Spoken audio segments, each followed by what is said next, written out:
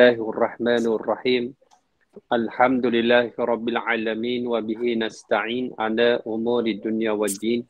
Salawatullah wassalamuhu ala sairil anbiya'i wal mursalin was-siddiqin wasyuhada'i was-salihin wal mujahidin wa man tabi'ahum bi ihsanin ila yaumin yaqumun nasu li rabbil alamin.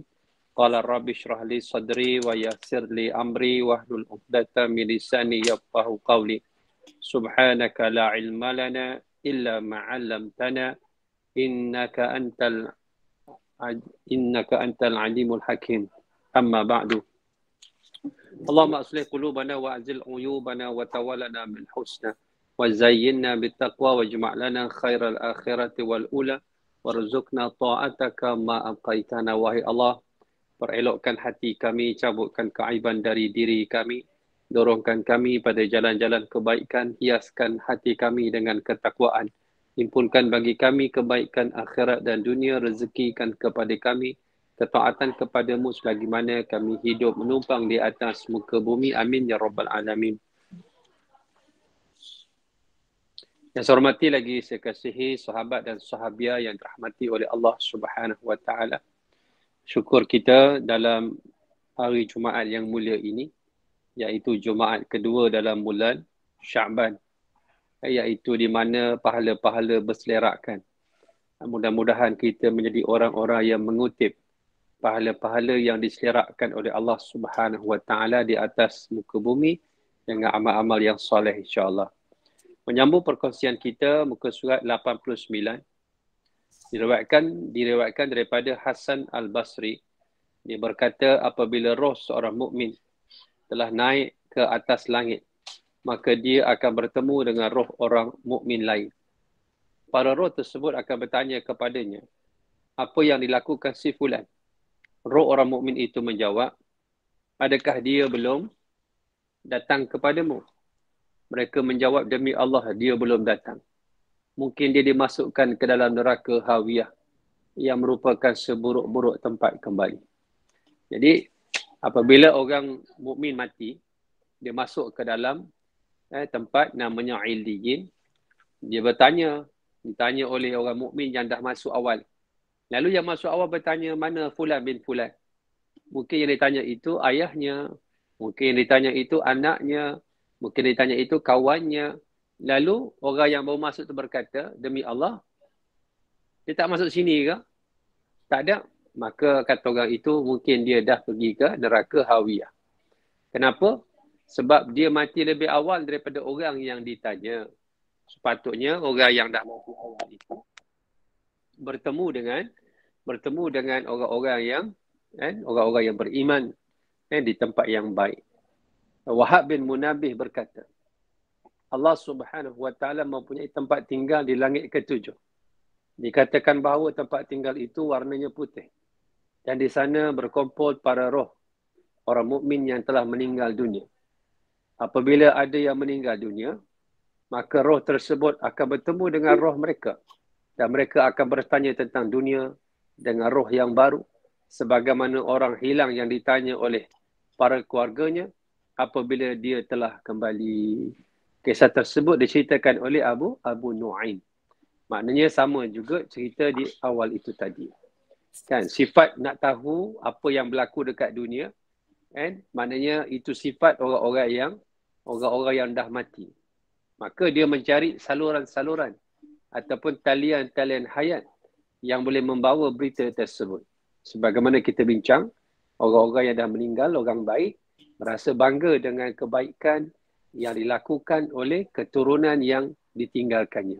Begitu juga orang-orang yang meninggal itu merasa sedih. Kan? Sekejap. Allah. Kak, muka surat berapa, Kak? Muka surat 90, atas sekali. Okey, kita masuk tajuk baru. Jangan sakiti mayat anda dengan perbuatan dosa. Diriwayatkan daripada Abu Hurairah radhiyallahu anhu. Dia mengatakan bahawa Rasulullah sallallahu alaihi wasallam bersabda, Mereka yakni orang yang meninggal dunia amat gembira bertemu dengan arwah orang mukmin seperti bertemunya orang yang telah lama hilang. Mereka pun bertanya kepada roh tersebut, apa yang dilakukan oleh si fulan? Apa yang dilakukan oleh si fulan? Ketika roh itu bertanya kepada mereka, adakah dia belum mendatangi kamu semua? Maka mereka menjawab bahawa dia berada di neraka hawiyah. Maknanya kita kan bila kita ada kawan-kawan kan, orang yang boleh kita bertegur siapa, yang kita rapat dengan dia. Dan bila kita menyembang kat dunia, kan kita suka tanya tentang tentang apa? Tentang keluarganya. Apatah lagi orang tu kenal keluarga kita. Dan orang tu dapat menceritakan tentang keluarga kita. Anak kita kat England, anak kita kat US. Kemudian kawan dia balik ke Malaysia. Kan kita bertanya-tanya. Macam mana anak saya, macam mana dia sihat ke, macam mana belajarnya, macam mana makan minumnya. Besok bila nak balik, bila nak balik besok nak kirim sambal kan. Nak kirim acar kan. Nak kirim serunding. Macam itulah umpamanya. Maknanya bila mana matinya orang yang baru masuk ke dalam tempat yang baik, maka ditanyanya tentang fulan. Ditanya tentang fulanah. Yang amat menyedihkan apabila orang yang ditanya itu tidak masuk ke tempat yang baik, lalu dia masuk ke neraka hawiyah. Ada juga riwayat mengatakan ke sijin. At-Tirmizi Al-Hakim menyatakan dalam Nawal Al-Usul, ayahku berkata kepada Kubaisyah daripada Sufyan, daripada Aban bin Abu Ilyas, daripada Anas, bahawa Rasulullah sallallahu alaihi wasallam bersabda, amal perbuatanmu akan diperlihatkan kepada kaum kerabat serta keluargamu yang telah meninggal dunia. Apabila melihat perbuatan baik, maka mereka bergembira. Tetapi apabila melihat perbuatan buruk, maka mereka akan berkata, ya Allah, jangan engkau cabut nyawa mereka sampai mereka mendapat petunjuk daripadamu, sebagaimana engkau memberi petunjuk kepada kami. Maknanya terkesan daripada perbuatan kita. Sebab itu saya selalu pesan pada sahabat-sahabat sekalian, selagi kita tak mati, umur kita 100 tahun baik, 200 tahun baik, 300 tahun baik, 1000 tahun hatta 1000 tahun sekalipun, kita memikul tanggungjawab yang cukup berat, iaitu anak kepada kedua orang ibu bapa kita yang telah meninggal dunia. Maka kalau kita anak yang baik, kita tidak akan melakukan perkara yang boleh membebankan mereka di dunia, apatah lagi di akhirat. Lalu kita kena memahami hakikat ini.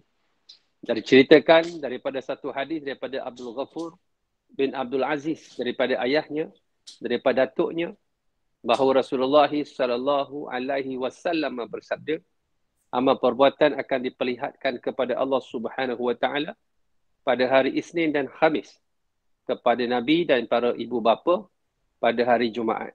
Hari inilah, pada hari Jumaat. Wajah mereka akan berseri-seri kerana gembira dengan perbuatan baik yang telah dilakukan oleh kaum kerabat serta keluarga mereka. Oleh sebab itu, hendaklah kamu sentiasa bertakwa kepada Allah Subhanahu wa taala.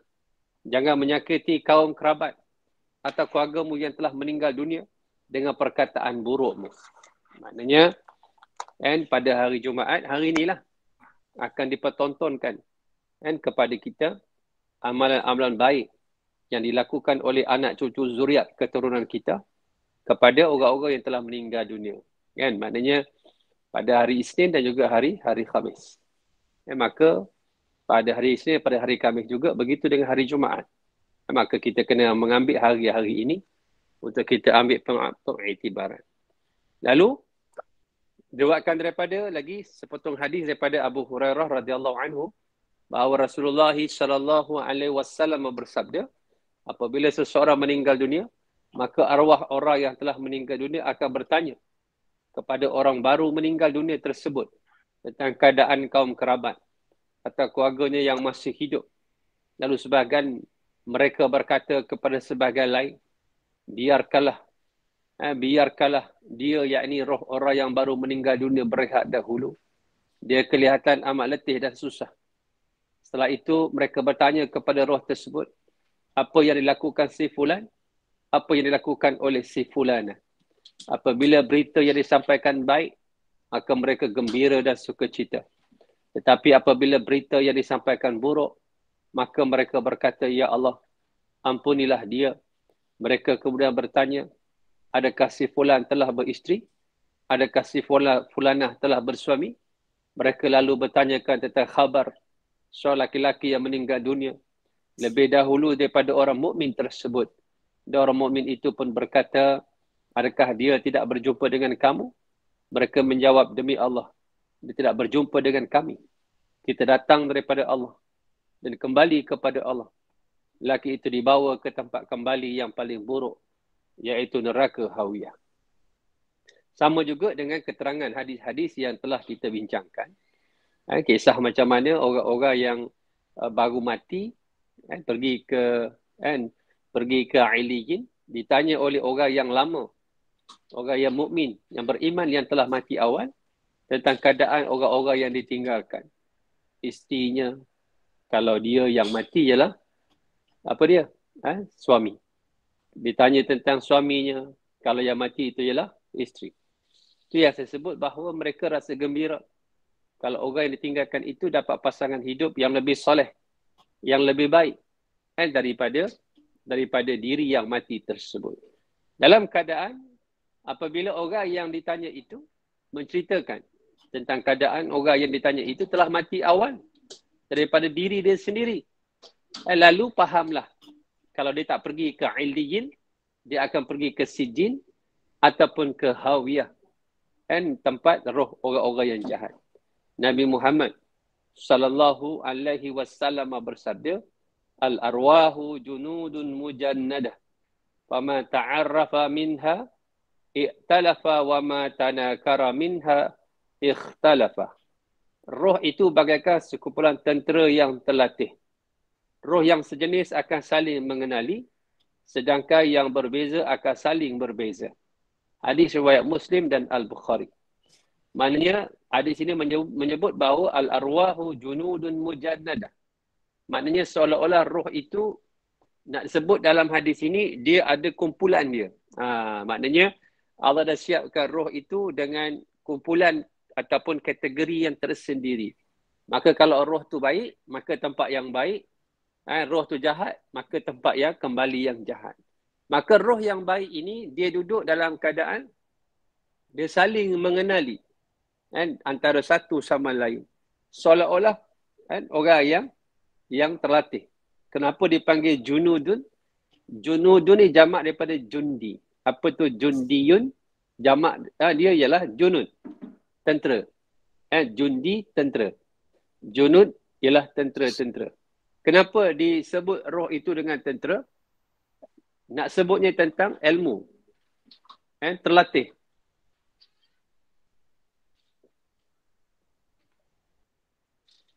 Maknanya terlatih. Maknanya dia ada knowledge, ada skill, ada ilmu. Maka sebab itu dia boleh kenal roh ini fulan bin fulan. Kerana kat dunia dulu dia dah kenal. Maka sifat pengenalan orang yang beriman, dia dipanjangkan oleh Allah sampai ke barzakh, sampai ke syurga. Begitu juga dalam keadaan orang-orang yang telah mati itu, dalam keadaan dia roh itu dibezakan di antara baik dan buruknya pada apa dia?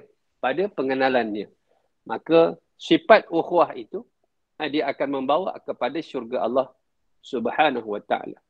Sebab apa sahabat-sahabat? Kenapa anjing antaranya dalam mazhab kita boleh membela anjing dengan 3 sebab.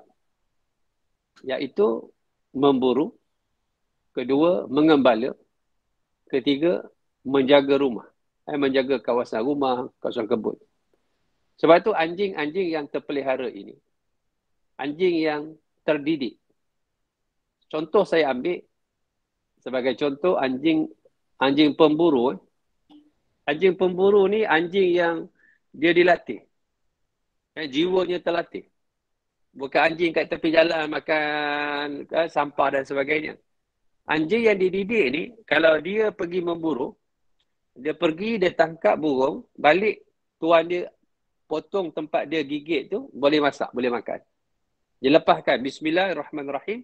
Anjing tu pergi, bawa balik barang yang boleh makan. Boleh makan. Kan? Anjing yang terdidik ini, kalau dia gigit burung, dia bukan gigit dengan gigi. Dia mamam je. Sebab dia pergi tu untuk tuan dia. Beza anjing yang bodoh.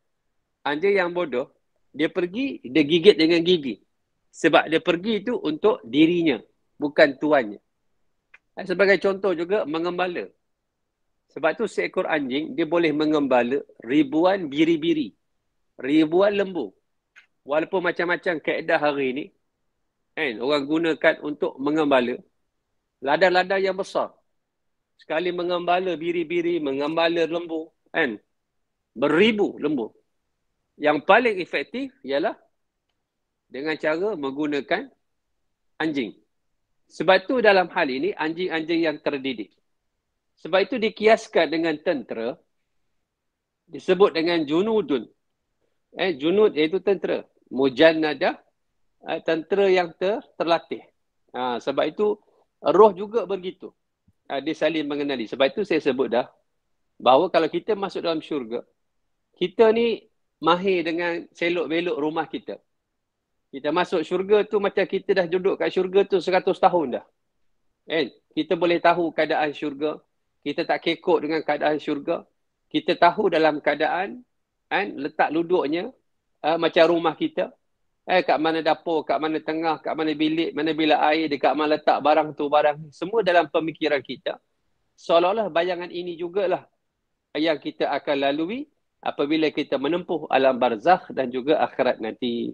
Dan para ahli hadis ada yang mengatakan bahawa riwayat tersebut sesuai dengan hadis itu. Jadi maknanya hadis ini mengukuhkan. Dan hadis al-arwahu junudun mujannada fama ta'arrafa minha i'talafa wa ma tanakara minha ikhtalafa. Maknanya hadis ini menguatkan cerita sebelum daripada yang kita bincangkan tentang bagaimana orang-orang saling bertanya tentang kehidupan dunia kepada roh-roh yang baru masuk setelah disoal siasat oleh malaikat Allah Subhanahu wa taala. Yang menyakiti orang yang telah meninggal dunia, jangan menyakiti orang yang telah meninggal dunia. Diriwayatkan dalam hadis Ibnu La'iyah daripada Bakir bin Al-Asyad bin Ashyaj daripada Al-Qasim bin Muhammad daripada Aisyah radhiyallahu anha bahawa Rasulullah sallallahu alaihi wasallam bersabda, al-mayyitu yu'dhihi fi qabrihi ma yu'dhihi fi baitihi. Ma yu'dhihi fi baitihi. Al-mayyitu yu'dhihi fi qabrihi ma yu'dhihi fi baitihi. Nabi menyebut sesungguhnya mayat yang berada dalam kubur akan disakiti sebagaimana dia disakiti di rumahnya. Maknanya dengan kata lain, sahabat-sahabat, perbuatan atau kata-kata orang yang masih hidup yang boleh menyakiti si mati akan sampai ke dalam kuburnya. Baik dengan perantaraan malaikat, tanda-tanda, maupun dengan apa saja yang dikehendaki Allah Subhanahu wa taala, kerana Allah Maha berkuasa atas segala sesuatu. Dengan kata lain, perbuatan atau kata-kata orang yang masih hidup yang boleh menyakiti si mati akan sampai ke dalam kuburnya. Maknanya apa, sahabat-sahabat? Maknanya kita ni, kalau bolehlah, wa na'udzubillah kan, bila kita mati, janganlah orang mengenang-genang kejahatan kita. Orang mengenang-genang kejahatan kita, keburukan kita. Maknanya orang mengata, orang mengumpat, dia dulu tu, dia dulu ni, dia dulu tu, kan, dia masih hidupnya. Habis selipar masjid dicurinya. Habis motor orang kampung dirembatnya. Habis rambutan orang kampung dikebasnya. Maknanya kalau disebut-sebut kejahatan kita, kita yang duduk dekat alam barzah pun akan diseksa oleh Allah Subhanahu wa taala. Dan sebab tu kita nak mengurangkan dosa-dosa dan kita cuba mengurangkan dosa orang yang telah meninggal dunia. Dengan cara apa? Kalau bolehlah, jangan disebut-sebut kejahatannya. Melainkan kalau memang dia itu golongan yang dilaknat oleh Allah Subhanahu wa taala walaupun dah mati. Contoh Fir'aun. Allah sebut dalam Quran. Fir'auna wa Thamud. Fir'aun dan juga kaum Thamud. Seperti mana Allah sebut dalam surah Al-Masad. Tabat yada abi lahabi wa tab. Iaitu macam mana Allah sebut dalam surah Al-Masad, iaitu celakalah Abu Lahab dan kedua tangannya, wa mra'atuhu hammalatal hatab, dan juga isterinya sekali dilaknat oleh Allah Subhanahu wa taala. Jadi sahabat-sahabat, dalam keadaan apa? Dalam keadaan kita ini, apabila kita duduk dalam keadaan melakukan kejahatan, jangan sampai orang mengulang kejahatan kita. Ataupun kita buat satu kejahatan dan kejahatan kita itu dipanjangkan. Ni wa na'udzubillah. Sebab tu Nabi kata, man sanna sunnatan hasanatan falahu ajruha wa ajrul ma amila biha ila yaumil qiyamah. Barang siapa dia buat satu kebaikan, lalu dia dapat pahala di atas kebaikan itu dan dapat pahala di atas orang yang buat kebaikan itu sampailah hari kiamat. Tapi hadis ini bersambung. Wa man sanna sunnatan sayyi'atan fa alaihi wizruha wa wizrun man amila biha ila yaumil qiyamah. Barang siapa yang buat satu kejahatan, dia akan dapat dosa dan juga dosa orang yang mengikut dia sampai hari kiamat. Sebab tu bila kita buat kemaksiat, jangan rasa bangga. Kan? Orang hari ni buat maksiat satu hal. Kedua, dia rasa bangga. Yang ketiga, dia rasa seronok. Bila dia tergedik, kan? Dia buka aurat, orang follow dia. Jutaan manusia follow dia. Dia rasa bangga, dia ramai pengikut. Sedangkan orang ikut kita kerana maksiat yang kita buat. Lalu jangan sampai maksiat itu berterusan. Wa na'udzubillah. Menakutkan sahabat-sahabat. Sebab itu, dulu bekas Mufti Selangor, Ustaz Ishak Bahrom. Tok Guru, Ustaz Ishak Bahrom dia kata apa? Dia kata, kalau boleh, teater legenda tu jangan diteruskan. Lakonan-lakonan orang dulu, zaman-zaman Pok Yeye, P. Ramlee, Alompak, Agogo. Kan? Orang buka aurat, orang pegang bini orang, pegang anak orang, isteri orang. Kan? Laki-laki perempuan bergelek-gelek. Maknanya apa? Sebab Ustaz Ishak Bahrom dia faham arwah. Dia faham tentang hadis yang saya sebutkan itu tadi.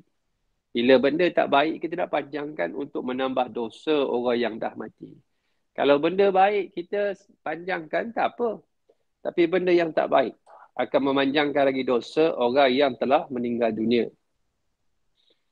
Diriwayatkan daripada Urwah, dia berkata, ada seorang lelaki yang memburuk-burukkan Ali bin Abi Talib radhiyallahu anhu. Berhampiran Umar ibn Khattab radhiyallahu anhu. Umar kemudian berkata kepada pemuda itu, Allah Subhanahu wa taala juga akan memburuk-burukkan kamu kerana kamu telah menyakiti Rasulullah sallallahu alaihi wasallam di dalam kuburnya. Para ulama mengatakan bahawa hadis ini mengandungi larangan memburuk-burukkan orang yang telah meninggal dunia. Maknanya ada laki-laki memburukkan Sayyidina Ali. Dia buruk-burukkan Sayyidina Ali itu berhampiran dengan Umar Al-Khattab. Jadi Umar pergi sound pemuda itu. Maknanya Allah juga akan memburuk-burukkan kamu. Kerana kamu telah menyakiti Rasulullah SAW di dalam kuburnya. Maknanya yang kamu sakiti siapa? Itu menantu Rasulullah, Sayyidina Ali. Maknanya orang yang baik, orang yang soleh. Maknanya seolah-olah kamu menyakiti Rasulullah SAW. Maknanya berani kita nak menyakiti Rasulullah SAW. Berani kita. Nanti kata lain, seolah-olah kita menyakiti Rasulullah SAW dengan cara menyakiti, memburuk-burukkan Sayyidina Ali karamallahu wajhah. Jadi, kita kena ingat, siapa yang menyakiti Rasulullah SAW ketika hidupnya, sangat besar di sisi Allah dosanya. Dan bila Nabi dah wafat, begitu juga menyakiti atau menghina Rasulullah SAW. Tapi satu kiasan di sini, menyakiti orang yang dikasihi oleh Rasulullah SAW. Antara orang yang dikasihi oleh Nabi SAW ialah Sayyidina Ali karamallahu wajhah, menantu dia tu. Begitu juga dengan kita menyakiti orang-orang yang Nabi muliakan.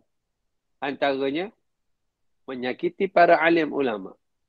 Sebab itu menyakiti para alim ulama sama juga macam menyakiti Rasulullah sallallahu alaihi wasallam. Itu kita kena jaga sangat-sangat.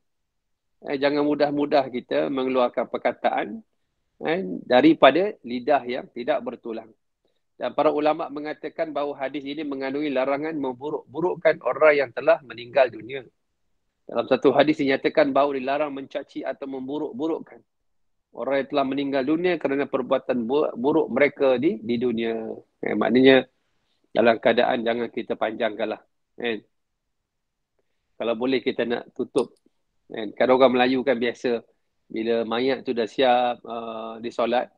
Orang Melayu kan biasa sebut, apa yang tuan-tuan lihat pada mayat ini baik.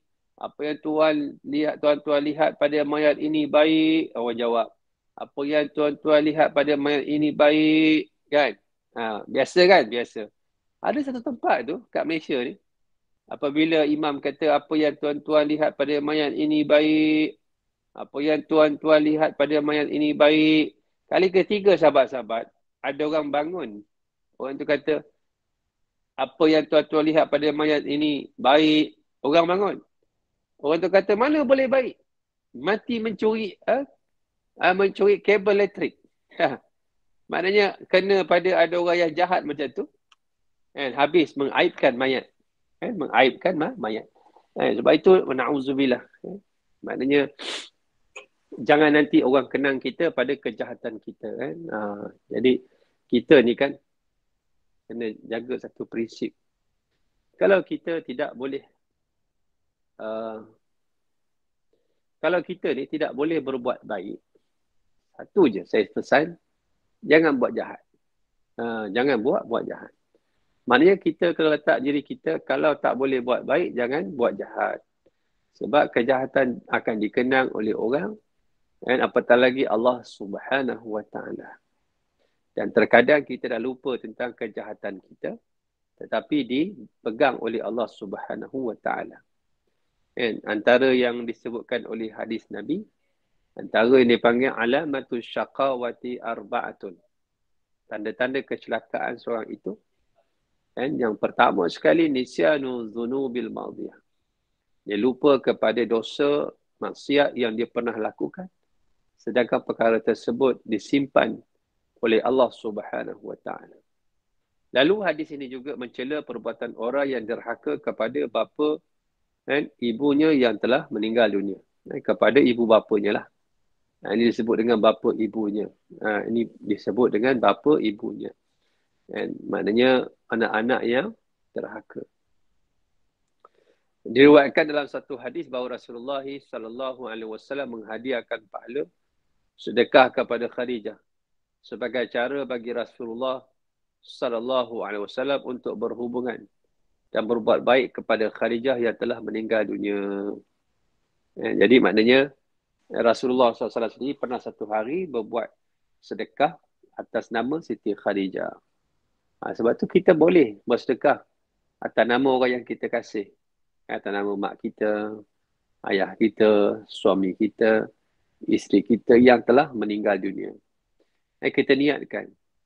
Dan Rasulullah SAW sendiri pernah melakukan sedekah untuk Siti Khadijah radhiyallahu anha. Ada yang mengatakan bahawa makna hadis tersebut adalah orang yang telah meninggal dunia akan disiksa dalam kuburnya sebagaimana dia pernah disiksa ketika dia masih hidup di dunia. Perkataan ma dalam hadis tersebut bermakna man, yang merupakan kata ganti malaikat yang diutuskan. Yang diutuskan apa dia? Diutus kepada manusia. Diriwayatkan dalam hadis lain bahawa Rasulullah SAW bersabda, malaikat akan menjauhi orang yang berdusta setiap perbuatan maksiat yang dilakukan seorang hamba terhadap Allah Subhanahu Wa Taala, menjadikan malaikat yang datang kepadanya merasa disakiti. Orang yang meninggal dunia padahal dia masih melakukan perbuatan maksiat serta belum bersempat taubat dan membersihkan dosanya, maka malaikat akan menyakiti dan menyiksanya untuk membersihkan dosa yang pernah dilakukannya. Maknanya kita dah bincang dulu Ada pun kadang-kadang ada orang mati payah sakaratnya, panjang nazaknya. Antaranya kerana Allah nak bersihkan dosa-dosa yang dia pernah lakukan dengan cara menyakitkan dia ketika matinya. Dan apabila dia mati nanti, sudah bersih dia, berada dalam keadaan tidak berdosa. Sebab tu kita tak boleh nak kata, dia tu mati teruk Ustaz, neraka lah tu. Jangan sebut pasal tu kerana neraka, syurga bukan milik kita. Kita tidak tahu apa sebenarnya hakikat yang berlaku pada seseorang itu. Kerana perkara itu ialah perkara ghaib, perkara rahsia yang tak ada siapa pun tahu melainkan Allah Subhanahu Wa Taala. Di mana roh berada setelah keluar dari jasad? Ni persoalan yang cukup menarik. Sebab tu ada orang tanya, roh pergi mana Ustaz bila dah mati? Ini antara kupasan daripada kitab ini cukup menarik. Abul Hasan Al-Qabisi berkata, menurut mazhab Ahlussunnah wal Jamaah, setelah roh keluar dari jasadnya, para malaikat membawa roh ke hadapan Allah Subhanahu Wa Taala. Dan ditanya, jika dia termasuk orang-orang yang beruntung, maka Allah Subhanahu Wa Taala berfirman kepadanya, bawa dia ke syurga serta perlihatkan tempatnya di syurga. Lalu para malaikat membawa roh tersebut ke syurga sehingga jasadnya selesai dimandikan. Apabila mayat itu telah selesai dimandikan, dikafani, maka roh tersebut akan dikembalikan dan akan berada di antara jasad dan kain kafan mayat tersebut. Ketika mayat itu dibawa dengan usungan, dia akan mendengar kata-kata orang. Ada yang membincangkan tentang kebaikannya, ada yang membincangkan tentang keburukannya. Apabila dia sampai di kubur dan dimasukkan ke dalam kubur, maka roh tersebut masuk ke dalam jasadnya. Kemudian akan datang dua malaikat yang akan bertanya kepadanya di dalam kubur. Jadi apabila matinya seseorang, maka roh itu akan dibawa bertemu Allah dan akan ditunjukkan tempat perginya nanti. Kalau di syurga ditunjukkanlah, kamu akan tengok tempat kamu. Kamu akan masuk syurga. Maka akan digantikan dengan kain kafan yang baru yang dibawa oleh malaikat Allah Subhanahu Wa Taala. Dan dia nantinya akan dikembalikan kepada jasadnya dalam bentuk yang baru. Yang mana kita pun tak pasti macam mana bentuk jasadnya, tetapi jasad yang baru. Sebab tu ada orang tanya, Ustaz, kalau orang tu mati, terbakar, hancur, orang tu hilang dalam laut, tak ada kubur, tak ada mayat. Kalau dia mati macam mana? Maka jangan takut. Orang tu baik dia mati ada jasad, baik dia mati jasadnya hancur, akan diberikan dalam bentuk jasad yang baru, akan dimasukkan rohnya kembali ke dalam jasad tersebut, akan bermulanya kehidupan. Akan ditanya ke atasnya, siapa Tuhan kamu, apa agama kamu, apa kiblat kamu, apa imam kamu, siapa saudara-saudara kamu. Ini soalan cepu mas yang akan ditanya kepada semua roh yang mati dalam bentuk yang baru. Sebab itu bila dipukul dalam barzah, diseksa di alam barzah, akan terasa kepada kita roh dan jasad. Kalau roh dipukul tak rasa, tapi jasad yang diberikan oleh Allah Subhanahu Wa Taala itu yang diseksa, maka terasalah jasad dengan roh-rohnya sekali. Dalam keadaan orang itu dalam kehidupan barzah itu, kehidupan yang baru. Dalam keadaan dulu matinya hancur berkecai, kena bom, mati dulu hancur menjadi abu, terbakar hangus, maka semua akan mendapat iaitu jasad yang baru dan akan dimasukkan roh ke dalamnya dan bermulalah kehidupan. Bila ditanya oleh malaikat Allah Subhanahu Wa Taala, maka dia akan duduk dalam keadaan nikmat dan sebaliknya wa na'udzubillahi ta'ala. Lalu diriwayatkan daripada Umar bin Dinar, dia berkata apabila seseorang meninggal dunia, maka roh orang tersebut akan berada di tangan malaikat sambil memerhatikan bagaimana jasadnya dimandikan, dikafani, dibawa di perkuburan serta dikebumikan. Daud menambah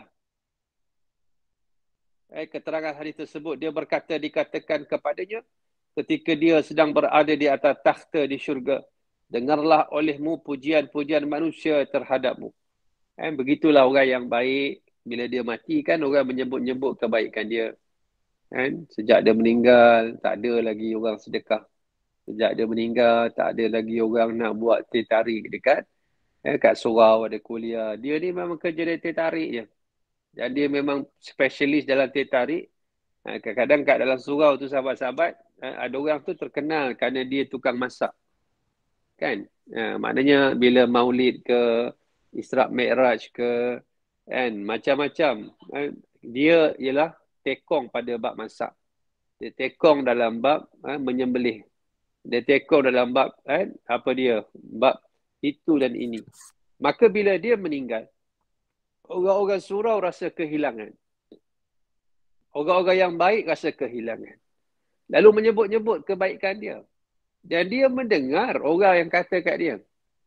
Orang yang kata semalam sehat. Dah tak ada. Semalam gelak-gelak dengan kita. Dah pergi. Semalam buatkan kita tertarik. Dah hari ini menghadap ilahi. Mana dia mengenang-kenang, orang lain mengenang-kenang kebaikan dia. Dan orang menyebut kebaikan dia sampai kepada si mati. Bahawa apa yang disebutkan tersebut. Allahu Akbar. Mana sahabat-sahabat, kita kan bila orang kenang kebaikan kita, bukan kita minta pun. Tapi ia merupakan satu benda biasa, common sense lah. Sebab tu kita akan rasa gembira bila orang bukan memuji kita, orang mendoakan kebaikan. Kan? Kita rasa seronok. Lalu Abu Hamid menyatakan dalam bukunya Kashful Ulum Al-Akhirah. Kashful Ulumil Akhirah. Dan apabila malaikat mencabut nyawa seseorang yang banyak amal kebaikannya, maka roh tersebut akan dibawa oleh dua orang malaikat yang mempunyai wajah tampan dengan pakaian yang bagus serta bau yang wangi. Para malaikat tersebut akan memberikannya pakaian daripada sutra yang berasal dari syurga, yang merupakan kurnia daripada amal yang telah dilakukannya di dunia. Malaikat kemudian membawa roh tersebut ke langit. Melalui umat terdahulu, bagaikan belalang yang berterbangan. Dan kemudian berhenti di langit dunia. Malaikat Al-Amin kemudian mengetuk sebuah pintu. Lalu penjaga pintu itu berkata kepada malaikat tersebut, "Siapakah kamu?" Malaikat itu menjawab, Aku Salsail, dan bersamaku adalah fulan. Dan bersamaku adalah si fulan. Dia amat terpuji dan aku mencintainya. Penjaga pintu tersebut berkata, "Betul, pemuda ini adalah fulan dan akidahnya tidak diragukan lagi." Setelah melalui pintu pertama, malaikat pembawa membawa roh tersebut ke langit kedua. Sesampainya di pintu kedua, dia ditanya lagi, "Siapakah kamu?" Lalu dijawabnya pertanyaan itu sebagaimana jawapan yang pertama.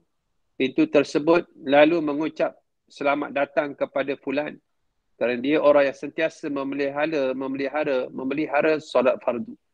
Roh tersebut lalu dibawa ke langit ketiga. Kemudian ketuklah pintu yang ada di sana. Lalu penjaga pintu tersebut bertanya, "Siapakah kamu?" Dijawablah pertanyaan itu sebagaimana jawapan terdahulu. Penjaga pintu ketiga lalu mengucapkan, "Selamat datang kepada fulan, kerana dia orang yang sentiasa mendermakan hartanya."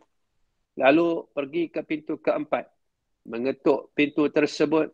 Penjaga pintu keempat itu lalu bertanya, "Siapakah kamu?" Roh menjawab seperti jawapan terdahulu. Penjaga pintu itu lalu mengucapkan, "Selamat datang kepada fulan, kerana dia orang sentiasa berpuasa dan menjaga dirinya daripada perbuatan keji dan makanan yang diharamkan." Pemuda itu kemudian berhenti di langit kelima dan mengetuk pintu yang ada di sana.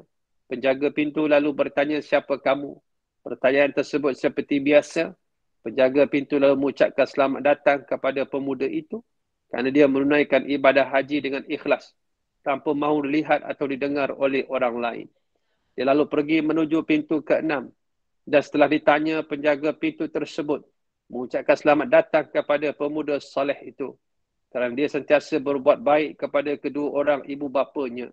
Sesampainya di pintu ke-7, penjaga pintu itu mengucapkan selamat datang kepadanya kerana dia orang yang sering beristighfar, yang memberi sedekah tanpa pengetahuan orang lain, serta menanggung beban anak-anak yatim.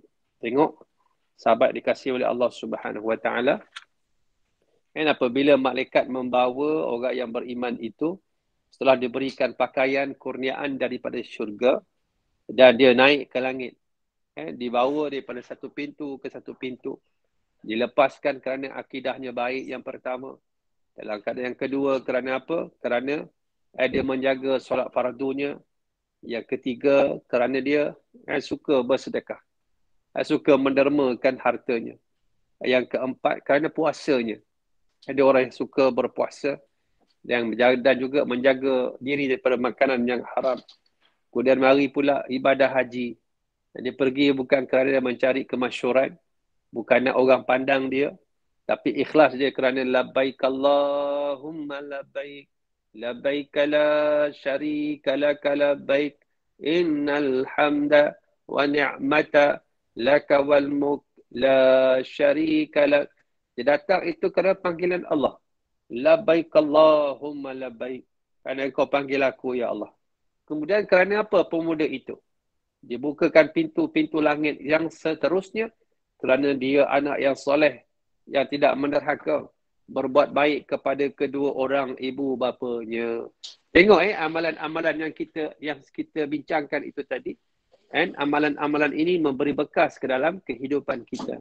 Yang kita dah bincang, وَالنَّازِعَاتِ غَرْقًا وَالنَّاشِطَاتِ نَشْطًا وَالسَّابِحَاتِ سَبْحًا وَالسَّابِقَاتِ سَبْقًا. Jadi malaikat tu berlomba-lomba membawa roh orang yang baik, menumpang kebaikan orang yang telah meninggal dunia. Dia rasa seronok dan dia menghadap Allah dalam keadaan memuji-muji kebaikan orang tersebut. Maka malaikat juga membalas salam orang yang baik itu. Subhanallah. Agaknya macam mana dia? Wallahu alam. Dan setelah itu sampailah pemuda itu pada satu tempat yang amat tinggi. Dan diketuklah pintu yang ada di sana. Penjaga pintu tersebut berkata, selamat datang wahai hamba yang soleh dan jiwa yang bersih, yang sentiasa mengucapkan istighfar, yang memuliakan fakir miskin, serta yang sentiasa menyuruh berbuat baik dan mencegah perbuatan mungkar. Lalu sampai ke tempat yang paling tinggi, lalu diucapkan ahlan wa sahlan wa marhaban bika. Selamat datang kepada kamu dengan ucapan selamat datang yang luar biasa oleh malaikat Allah Subhanahu Wa Taala di atas apa yang telah diberikan. Para malaikat lalu membawa pemuda tersebut ke Sidratul Muntaha dan memberi salam serta khabar gembira tanpa henti-hentinya. Lepas langit yang ketujuh, di sana ada pokok bidara, Sidratul Muntaha. Yang macam mana pokok bidara tersebut? Wallahu a'lam bisawab. Kerana apa? Di atas daripada Sidratul Muntaha, itu letaknya arash Allah Subhanahu Wa Taala. Arash. Tempat itulah dipanggil arash Allah Subhanahu Wa Taala. Penjaga pintu yang di sana berkata kepada pemuda tersebut, selamat datang wahai fulan yang sentiasa melakukan amal saleh demi mengharapkan keredaan Allah Subhanahu Wa Taala. Penjaga pintu tersebut lalu membuka pintunya dan pemuda itu meneruskan perjalanannya yang melalui lautan api, lautan cahaya, lautan kegelapan, lautan air, lautan salju dan lautan ais yang panjang. Tiap-tiap lautan itu adalah 1000 tahun perjalanan. Maknanya pintu apabila dia sampai, kerana dia sentiasa melakukan amal yang soleh dan Allah sangat kasih kepadanya, lalu maknanya penjaga pintu lalu membukanya untuk meneruskan perjalanan dengan perjalanan yang cukup jauh. Di sana ada lautan yang cukup banyak. Lautan api, lautan cahaya, kegelapan, lautan air, salju, ais. Yang mana setiap satunya panjangnya beribu-ribu tahun perjalanan. Kemudian terkoyaklah hijab yang menutupi arash. Yang arashnya tersebut berupa khemah yang jumlahnya 80,000 buah. Tiap-tiap khemah mempunyai puncak tinggi yang banyaknya lebih kurang 800,000 buah. Di atas tiap-tiap puncak terdapat 1000 buah bulan. Semua yang ada di arash tersebut sentiasa mengucapkan tahlil, tasbih dan takdis kepada Allah Subhanahu wa taala. Seandainya satu buah bulan muncul ke langit dunia, maka orang yang menyembah selain Allah Subhanahu wa taala akan terbakar oleh cahayanya. Kemudian terdengarlah suara dari sebalik kemah itu. Roh siapakah yang kamu semua bawa? Malaikat menjawab, ini adalah roh fulan bin fulan. Allah Subhanahu wa taala lalu berfirman, bawalah dia dekat padaku. Ketika roh itu berada berhampiran Allah Subhanahu wa taala, dia menjadi amat malu, mendapat berbagai celaan daripada Allah sehingga dia merasa dirinya telah hancur luluh. Setelah itu Allah Subhanahu wa taala memaafkannya. Dalam keadaan dia itu orang yang baik, orang yang soleh, dia rasa malu dengan sedikit perbuatan dosanya, lalu dimaafkan oleh Allah Subhanahu wa taala. Ini dia. Yahya bin Aqsam Al-Qadi menceritakan bahawa dia bermimpi melihat dirinya telah meninggal dunia. Ketika ditanya apa yang telah dilakukan Allah Subhanahu wa taala terhadapnya, dia menjawab, aku berhenti di hadapan Allah. Lalu Allah Subhanahu wa taala bertanya, wahai orang tua yang sentiasa berbuat jahat, kamu telah melakukan ini dan itu. Aku kemudian berkata, wahai Tuhanku, semua yang aku lakukan semata-mata kerana kata-katamu. Allah Subhanahu wa taala kemudian berfirman, apa yang telah aku katakan? Aku lalu berkata, Az-Zuhri bercerita kepadaku daripada Ma'mar, daripada Urwah, daripada Aisyah radhiyallahu anha, daripada Rasulullah sallallahu alaihi wasallam, daripada Jibril bahawa engkau berfirman, aku malu menyiksa orang Islam yang sudah tua. Allah Subhanahu wa taala kemudian berfirman kepadaku, kamu benar wahai Yahya, juga Az-Zuhri, Ma'mar, Urwah, Aisyah, Muhammad dan Jibril, mereka semua benar. Aku telah mengampunimu.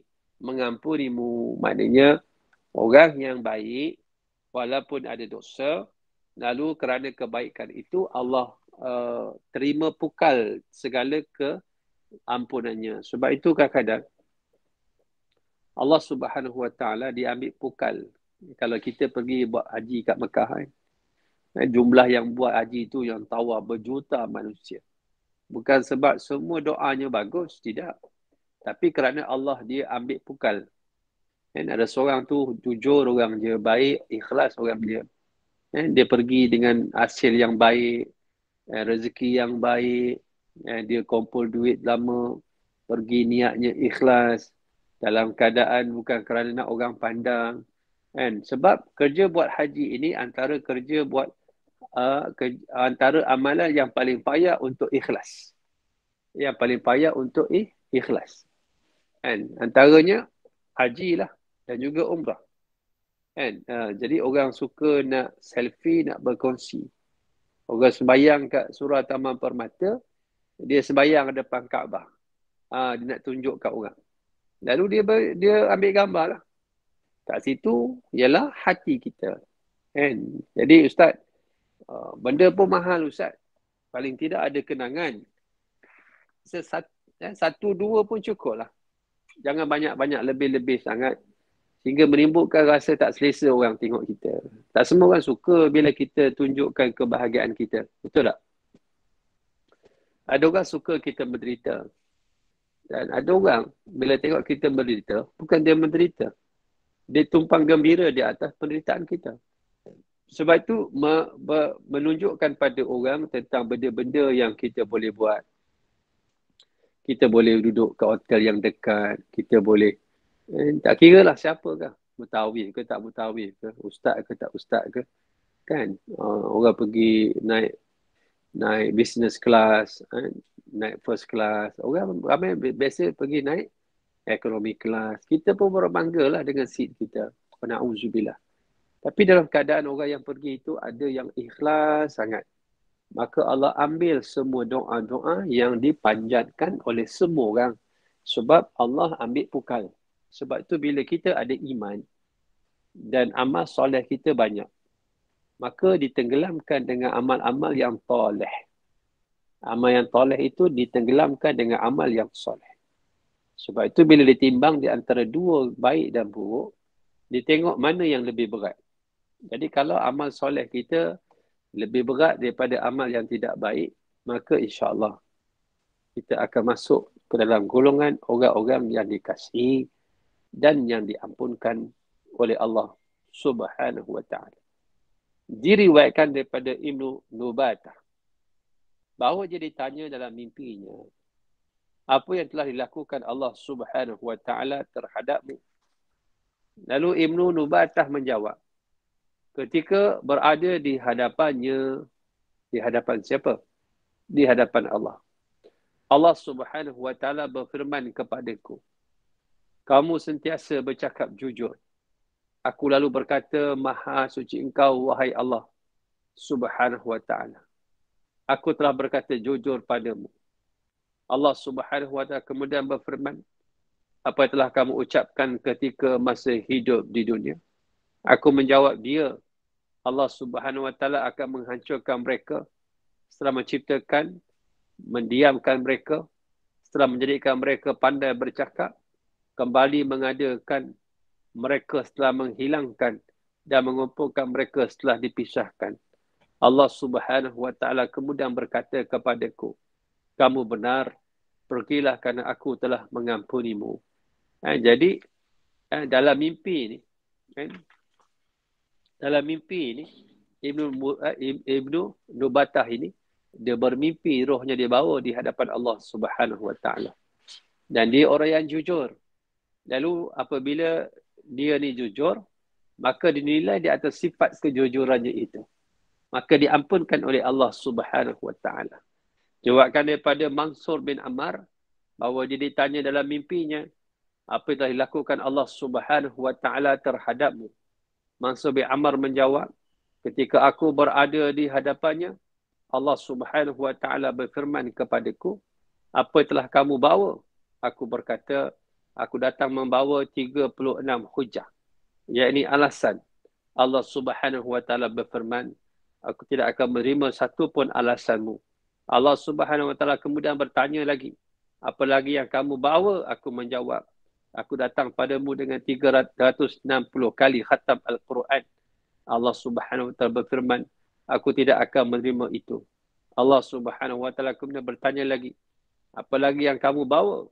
Aku menjawab, aku tidak membawa apa-apa, tapi aku datang hanya kerana-Mu.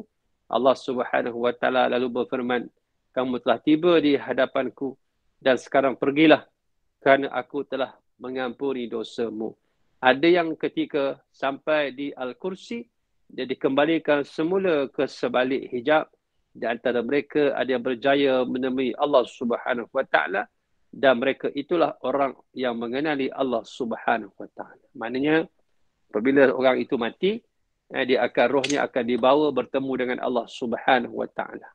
Namun sahabat-sahabat, tidak semua roh dapat bertemu dengan Allah Subhanahu wa taala.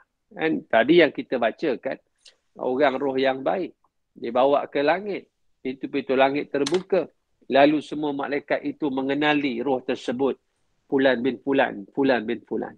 Adapun orang yang jahat, pintu langit tidak terbuka. Dalam keadaan dia tidak dapat bertemu dengan Allah Subhanahu wa taala. Dilemparkan dalam keadaan yang begitu hina. Ini dua perbezaan di antara roh orang yang baik dengan orang yang jahat. Wallahu a'lam. Sahabat, kita berhenti kat situ boleh? Boleh deh? Okey, Ustaz. Okey. Ada Okey, perkongsian. Saya minta maaf, saya demam, tak apa-apa sihat. Dah 2 hari ni. Saya rasa bisa-bisa badan. Mungkin penat kot. Demam urat. Rasa banyak travel kan. Jadi badan semua bisa-bisa. Masih tak sihat lagi. Tapi online ni boleh lah. Kan? Tapi program-program yang lain semua fizikal saya dah cancel dah.